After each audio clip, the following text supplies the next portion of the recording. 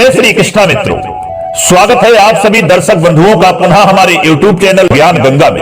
मित्रों, धन्ना जी का जन्म एक सामान्य किसान परिवार में हुआ था। इनके पिताजी मुख्य रूप से खेती करते थे और गायों का पालन किया करते थे। एक दिन धन्ना जी के परिवार के कुलगुरु, जिनका नाम था पंडित त्रिलोचन, वे तीर्थ यात्रा करके लौटे और कुछ दिनों के लिए धन्ना जी के घर पर रुक गए। पंडित जी त्रिलोचन शालिग्राम भगवान की सेवा किया करते थे। वे बड़े भाव से भगवान शालिग्राम की शिला की सेवा करते, उनको पुष्प चढ़ाते, उन्हें भोग लगाते और भगवान को भोग लगाने के बाद ही वे पंडित जी हमेशा भोजन ग्रहण करते थे। बालक धन्ना पंडित जी को यह सब करते हुए देखता था। उसे भगवान की सेवा बड़ी अच्छी लगती थी। जब पंडित जी भगवान की सेवा करते तो धन्ना को बड़ा ही सुकून मिलने लगता। कुछ दिनों के बाद जब पंडित जी जाने लगे, तब बालक धन्ना पंडित जी से शालिग्राम भगवान के लिए जिद करने लगा। कहने लगे कि मुझे ठाकुर जी चाहिए। परंतु पंडित जी अपने ठाकुर जी छोटे से बालक को कैसे दे सकते थे। धन्ना जी को उनके माता पिता ने बहुत समझाया, परंतु धन्ना जी नहीं माने। अंत में लोगों ने पंडित जी से कहा कि अरे यह तो बालक है, इसे शालिग्राम जैसा कुछ और दे करके बहला फुसला दो। अगले दिन पंडित जी नदी में स्नान करने गए। वहां से वे एक गोल मटोल थोड़ा बड़ा सा काले रंग का पत्थर लेकर के आए।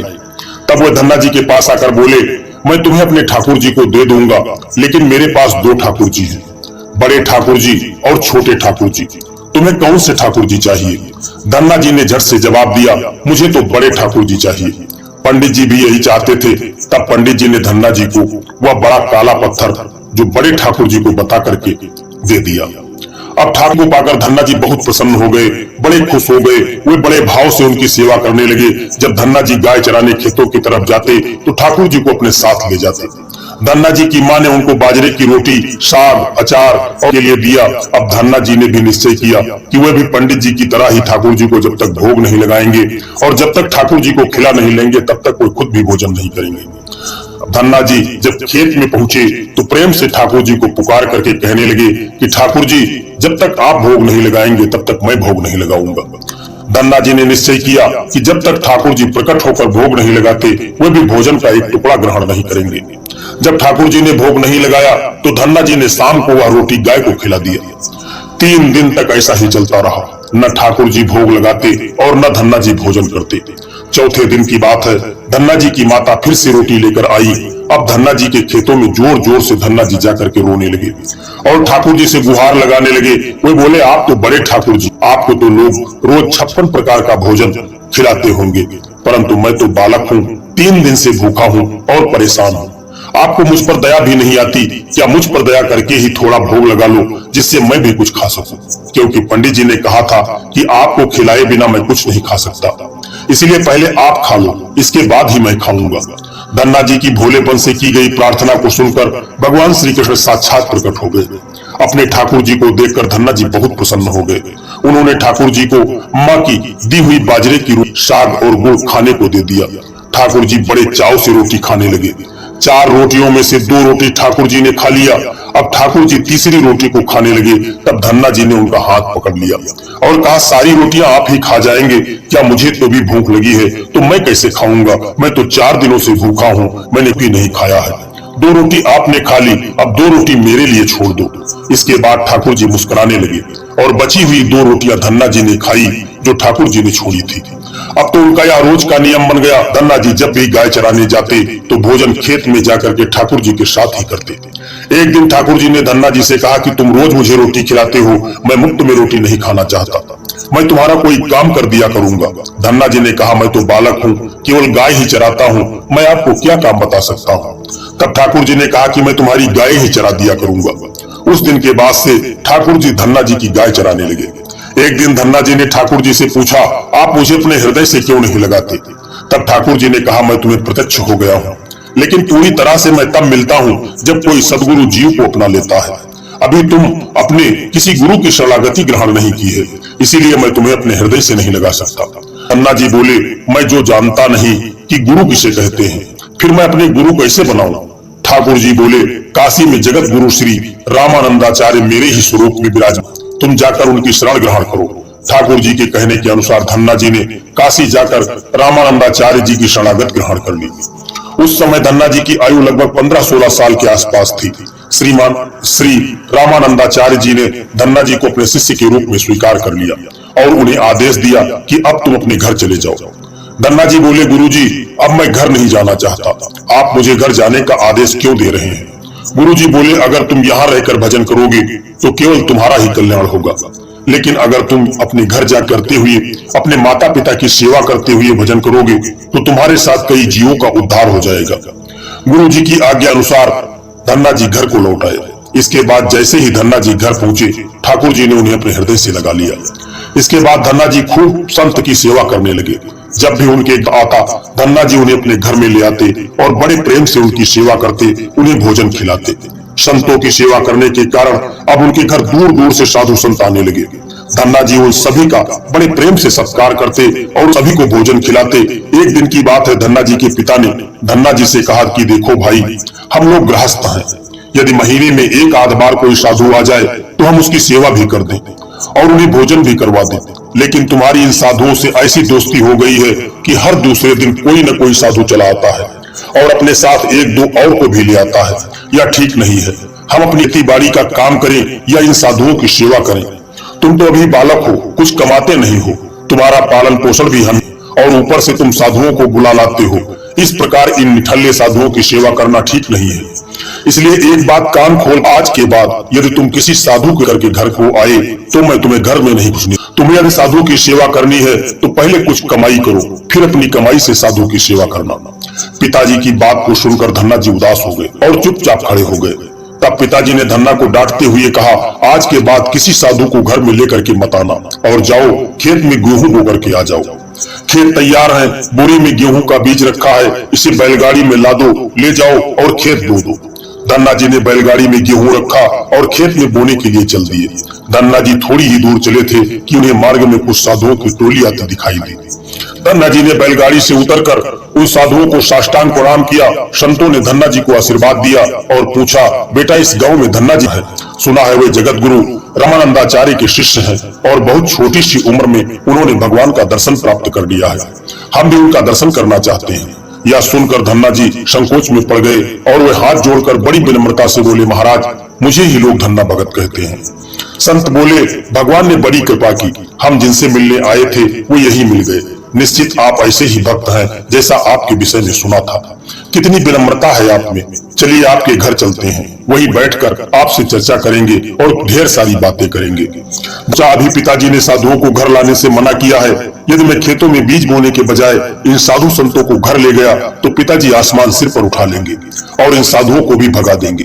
तब धन्ना जी कुछ विचार करके बोले, महाराज अभी घर में कोई नहीं है, मैं भी खेतों की तरफ जा रहा हूँ, आप भी मेरे साथ वहीं चलिए। संत बोले, ठीक है, हमें तो आपसे मिलना था और आप जहाँ भी ले चले हम वहीं चलेंगे। फिर धन्ना जी उन सभी को खेत पर के लेकर के चले गए। खेत में एक पेड़ के नीचे बने हुए चबूतरे पर साधुओं को बैठा करके बोले, महाराज आप यहीं पर कुछ देर तक विश्राम कीजिए, तब तक मैं आपके लिए भोजन पानी की व्यवस्था करता हूँ। इतना कहकर धन्ना जी वहां से बैलगाड़ी लेकर के चले गए। बैलगाड़ी लेकर धन्ना जी सीधे बनिया की दुकान पर पहुंचे।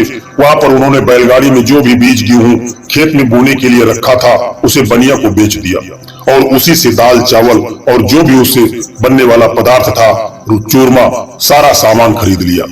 सामान लेकर धन्ना जी खेत पहुंचे। वहां पर संतों के साथ मिलकर बहुत बढ़िया दाल बाटी और चूरमे का प्रसाद बनाया। भगवान को भी भोग लगाने के बाद बड़े प्रेम से संत और धन्ना जी बैठ करके भोजन किया। इसी बीच भगवान की चर्चा भी होती रही। संतों को भोजन करवाने के बाद बड़े प्रेम से धन्ना जी ने उनको विदा कर दिया।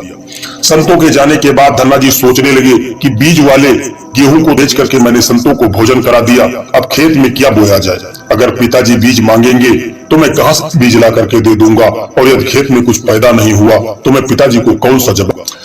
यही सोच करके धन्ना जी ने बोरियों में रेत भरी और आसपास के लोगों को दिखाने के लिए उसी रेत को वे खेत में बोने लगे। सुबह से शाम तक सारी बोरियां जो बनाई थी, धन्ना जी ने जो बोरियों में था वो सब खेत में छिड़क दी। आसपास के खेतों के किसान देख रहे थे कि धन्ना गेहूं बो रहे हैं, परंतु वो तो खेतों में रेत बो रहे थे। खेत बोने के बाद धन्ना जी बड़े प्रसन्न मन से घर की ओर चल दिए। वो सोचने लगे खेत में तो कुछ उगना नहीं है तो देखभाल भी नहीं करनी पड़ेगी। और पिताजी ने पूछा कि खेत बो आए।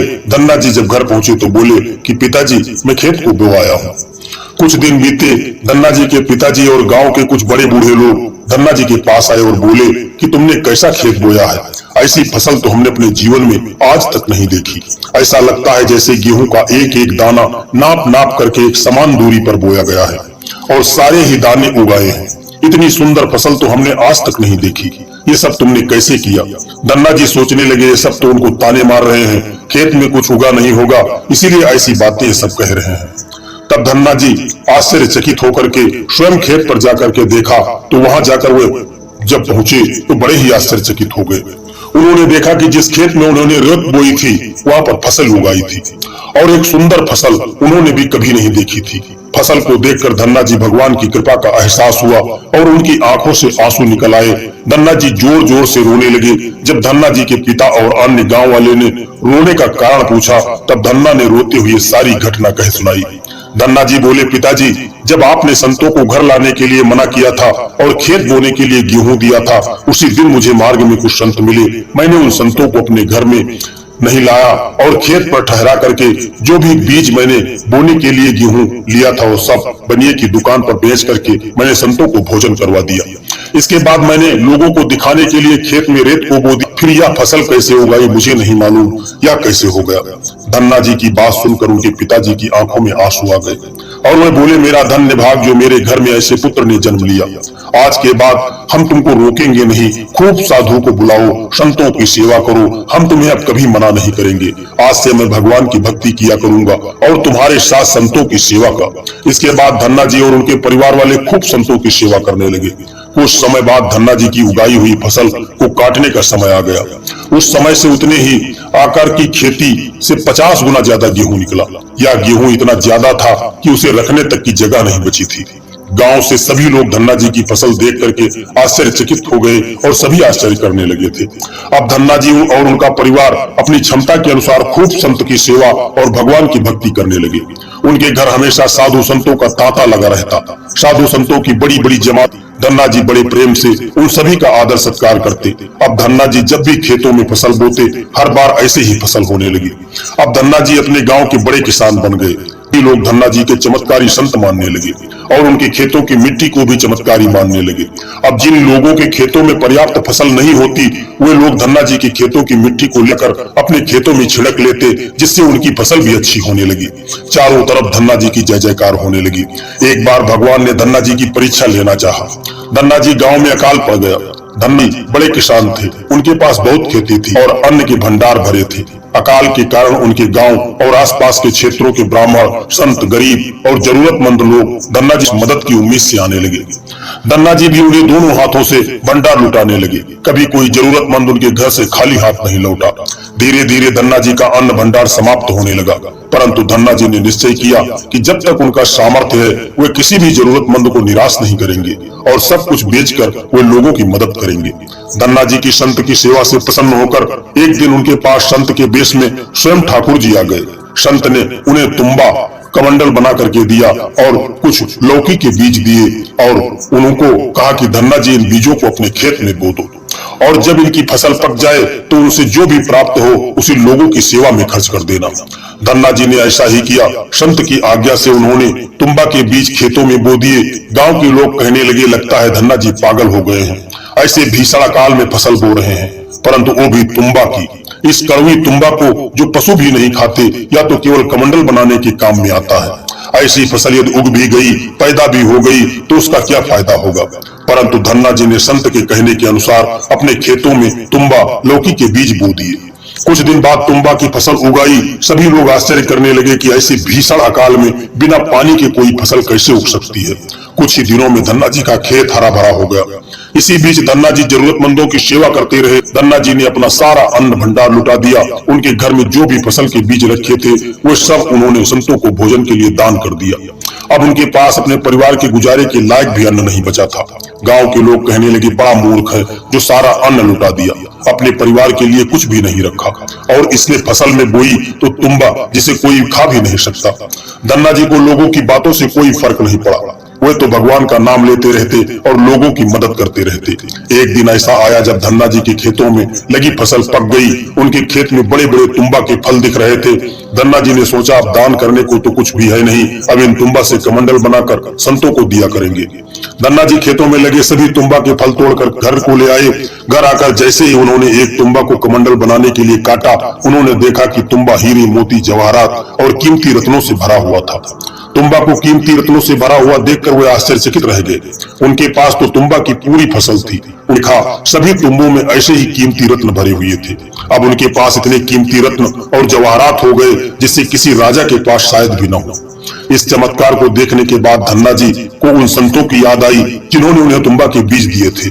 उस संत ने कहा था कि इस फसल से जो भी प्राप्त हो उसे लोगों की सेवा करना। अब धन्ना जी उस धन से लोगों की सेवा करने लगे। फिर वे दोनों हाथों से लोगों की मदद करने लगे। उस समय वह अकाल कई वर्षों तक चला। उस समय धन्ना जी ने अपने घर में और आसपास कई गांवों में लंगर शुरू करवा दिया। आसपास के सैकड़ों गांवों के लाखों लोग वर्षों तक धन्ना जी के लंगर में तीनों समय का भोजन किया करते थे। धन्ना जी ने अपने जीवन में कई मंदिर, बावड़िया, तालाब और धर्मशाले भी बनवाए थे और ऐसे साधु संत और जरूरतमंद लोगों की मदद करते थे। लोग धन्ना जी को धन्ना सेठ कहकर बुलाने लगे। धन्ना जी जैसा धनी आज तक कोई नहीं हुआ। वे धन और मन दोनों से धनी थे। आज भी उनके नाम पर धनी लोगों को धन्ना सेठ की पदवी दी जाती है और कहा जाता है, क्या तुम धन्ना सेठ हो गए। दोस्तों, यदि भगवान की कृपा जिस व्यक्ति पर हो जाए और उनका आशीर्वाद जिनको प्राप्त हो जाए, उनके लिए जीवन में कुछ भी असंभव नहीं होता, सब संभव हो जाता है। भगवान की कृपा धन्ना पर बनी और धन्ना सेठ बन गए। दोस्तों, यह कहानी आपको कैसी लगी है एक प्यारा सा कमेंट करके जरूर बताना। और कहानी यदि आपको अच्छी लगी है तो वीडियो को एक लाइक करके चैनल को सब्सक्राइब करने की भी कृपा कर देना। जय श्री कृष्णा, राधे राधे।